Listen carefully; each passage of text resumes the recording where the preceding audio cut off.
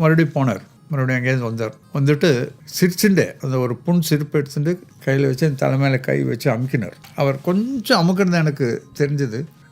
சிரிச்சுட்டு சொல்கிறார், நீ ரொம்ப நிறைய புஸ்தகங்கள் படிப்ப, எனக்கு என்ன கேட்குறேன்னு அர்த்தமாகல. எனக்கு ஒரு புஸ்தகம் படிக்கிறதுக்கு இன்ட்ரெஸ்ட் கிடையாது, படித்தாலும் அர்த்தமாகாது. எந்த பாஷையான ஆகட்டும். எனக்கு தெலுங்கும் சரியாக படிக்கலை, தமிழும் சரியாக படிக்கலை, இங்கிலீஷும் சரியாக படிக்கலை, எந்த லாங்குவேஜும் சரியாக வரல. இப்போ இவர் என் தலைமையில கை வச்சுட்டு నువ్వు చాలా పుస్తకాలు చదువుతావు, பெரிய ஷாக்கா இல்லாட்டா என்னதுன்னு தெரில, பிரம்ம போல இருந்துட்டேன் நான். நிறைய உபகாரமாக இருக்கும், படிப்பை பாரு நீ அப்படின்னு. இப்போல்லாம் 3 இன்டர்வியூ, கார்த்தால 7 to 8, அப்புறம் 9 to 10 இருக்கும், 11 to 12 அப்படி 3 இன்டர்வியூ. எனக்கே 11 to 12 ஒரு வாட்டி இன்டர்வியூ கொடுத்துருக்காரு சாமி. அப்புறம் கேட்டார், நீ செலக்ட் ஆகிட்ட, கல்கட்டாவில் யாருன்னு தெரியுமா உனக்கு அப்படின்னு. இல்லை சாமி.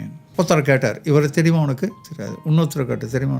என்னது யாருமே தெரியாதா உனக்கு? சுவாமியை தவிர உனக்கு யாரும் தெரியாதா உனக்கு? எனக்கு அப்புறம் சந்தோஷமாயிடுதாப்பா. அங்கே தான் கற்றுண்டேன் நான். ஒருத்தர் தப்பு சொல்லுறதுன்றது கரெக்டு கிடையாது. அவள் எதிர இருக்கிறவா எது அவளுக்கு தெரியலையோ அதை சகாயம் பண்ணுறது தான் கிரேட்டே தவிர அந்த தெரியாத தப்பு கண்டுபிடிச்சி அவளை டவுன் பண்ணுறதுன்றது கரெக்டு கிடையாது. நான் எவ்வளவு தெரியாது அது சொல்லு என்ன சொன்னாலும் சுவாமியை தவிர உனக்கு யாரும் தெரியாதா?